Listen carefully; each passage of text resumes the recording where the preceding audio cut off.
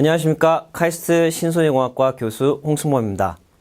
이어서 신소재 응용을 위한 전자기학 3부 3강의 두 번째 강의를 시작하겠습니다.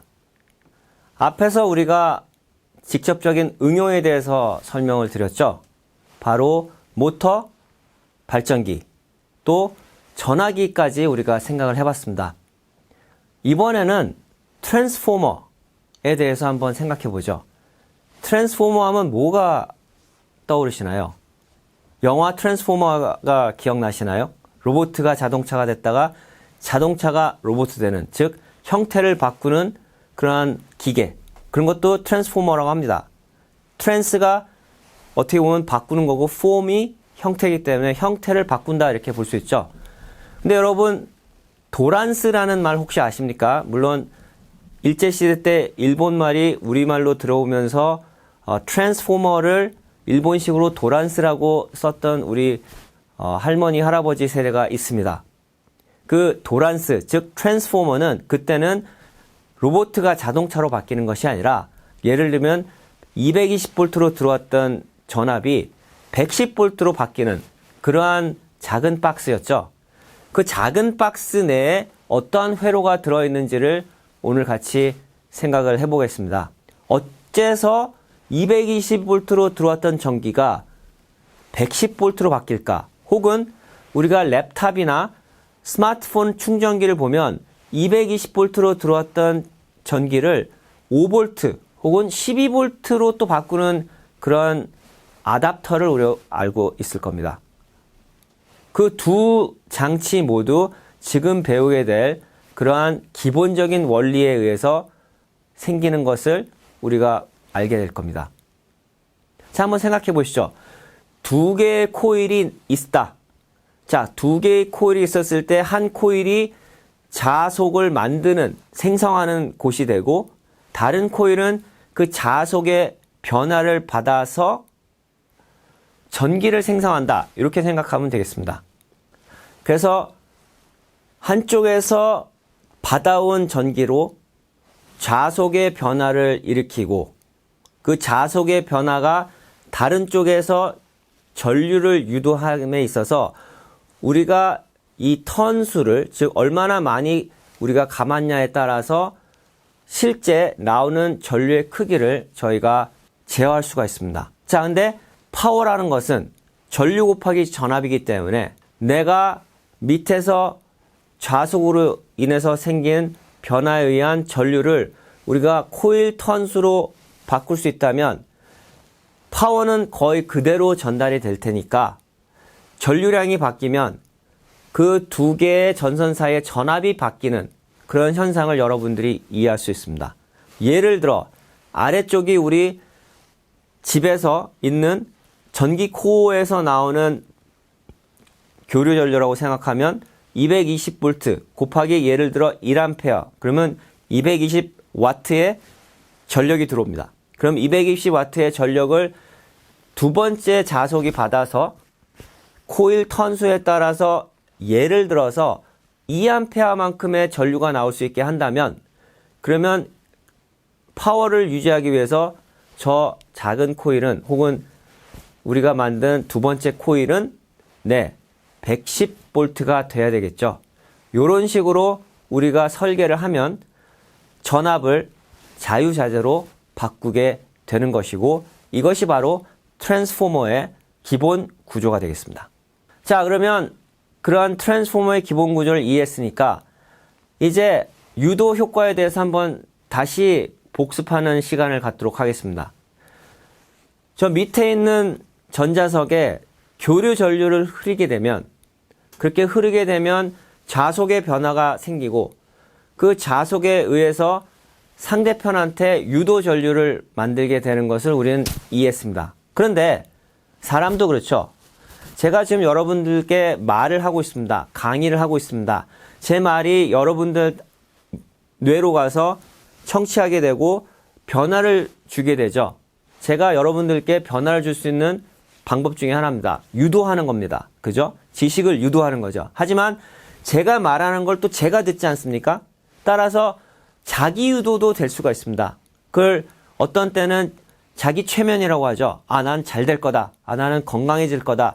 라고 말을 하면 사실 듣는 상대는 없지만 내가 그 얘기를 들음으로써 자기 유도 혹은 자기 최면을 말하는 것처럼 자석도 전류를 흐르게 하면 남을 바꿀 수도 있지만 본인 스스로도 유도되는 그런 현상을 우리는 이해할 수가 있습니다. 그 자기 유도 현상을 영어로는 self-inductance라고 저희는 얘기하고 있습니다. 그래서 본인이 만드는 자속이 본인한테 미치는 영향을 한번 생각해 보면 예를 들어 AC로 우리가 교류로 전류를 흐르게 되면 본인 코일 안에서도 자속이 바뀌기 때문에 그 자속이 바뀜으로 인해서 생기는 추가적인 전류가 생김을 우리가 이해할 수가 있습니다. 그래서 그러한 현상을, 즉 자기 유도 현상을 이해하기 위해서는 렌츠의 규칙을 우리가 다시 한번 공부할 필요가 있습니다. 결론부터 말하면 렌츠의 규칙은 본인이 만든 자속의 변화를 저항하는 방향으로 전기 동력이 생긴다. 즉 변화를 거부하는 힘이라고 생각하시면 되겠습니다. 따라서 교류가 흐르는 것을, 내가 교류로 인해서 자속의 변화를 일으키는 것을 반대하는 세력이 되겠죠. 인간 사회도 마찬가지입니다. 그죠? 우리가 어떤 변화를 추구하면 그 변화에 저항하는 세력이 항상 있습니다. 지금 기존의 가치를 중시하는 그런 세력이 있는 것이죠. 자, 기존의 가치를 중시하는 세력을 우리는 흔히 보수라고 하고, 기존의 가치를 좀 바꿔서 새로운 가치로 만들겠다는 것을 진보라고 합니다.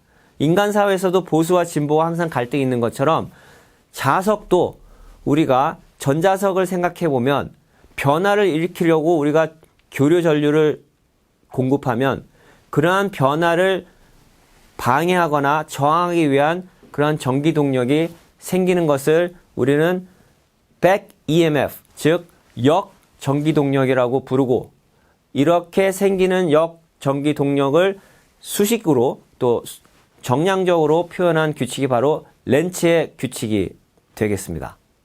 그래서 여러분들이 한번 생각할 것은, 변화를 저항하는 힘이라는 것이 도대체 무엇이냐?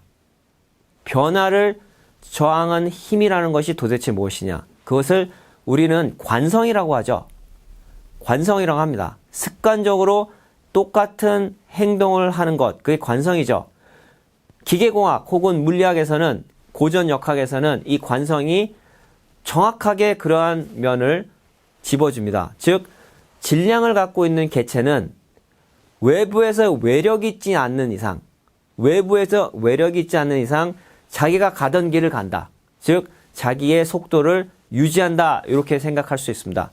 그러면 가던 길을 경로 수정하려면, 예를 들어 어떤 사람이 인생을 살면서 길을 가다가 잘못된 길로 가고 있으면 그 잘못된 길을 바로잡기 위해서는 힘이 필요하죠.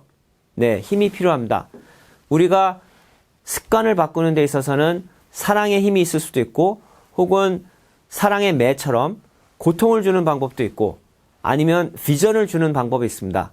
그런데 물리적인 세계에서는 자기력, 전기력 혹은 기계적인 힘을 통해서 그러한 관성을 깰 수가 있습니다. 그래서 우리가 지금 배웠던 그 유도 현상에 있어서 이런 관성에 해당되는 것이 바로 그 자체의 자속을 유지하고 싶은 힘. 그래서 그것을 self-inductance, 즉 자기 유도라고 저희는 배웠습니다. 자기 유도는 결국 우리가 기계적인 관성 법칙에서 입자가 같은 속도로 가게 하려는 그런 힘이 관성이듯이, 여기서는 전류가 일정하게 흐르게끔 해주는 그런 힘이 바로 자기 유도가 되겠죠. 그래서 그러한 비유를 통해서 여러분들이 새로운 지식을 좀 더 쉽게 받아들였으면 하는 마음에서 조금 길게 설명했습니다. 자, 그러면 이러한 자기 유도 현상이 너무 크면 어떤 일이 발생하는지 한번 같이 고민해 보는 시간을 갖겠습니다. 자, 오른쪽 그림에서 말급 자석이 있고, 그 말급 자석 한쪽 기둥에 코일로 감아져 있다고 생각을 해봅시다. 그 상태에서 배터리에다가 회로를 연결해서 우리가 중간에 있는 전구가 없다고 생각했을 때 스위치로 턴온을 시키면, 즉 전기가 흐르게 하면 말굽 자석에서는 자속, 즉 자기장이 발생하게 됩니다. 그런데 이렇게 생긴 자기장을 만약에 내가 끄겠다라고 마음을 먹고 스위치를 끄면 어떤 일이 발생이 되냐면 바로 역 EMF, 역 전기 동력에 의해서 아주 큰 전류가 발생함을 알 수가 있습니다. 즉 이미 만드는 그런 자속을 없애지 말아주세요 라는 그러한 항의가 되겠죠. 근데 그렇게 큰 전류가 갑자기 흐르면 스위치가 쇼트가 나면서 스파크가 튈 수 있음을 우리가 알 수가 있습니다. 그러한 경험을 여러분들은 집안에 있는 스위치를 껐다 켰다 하면서 경험했을 수도 있습니다.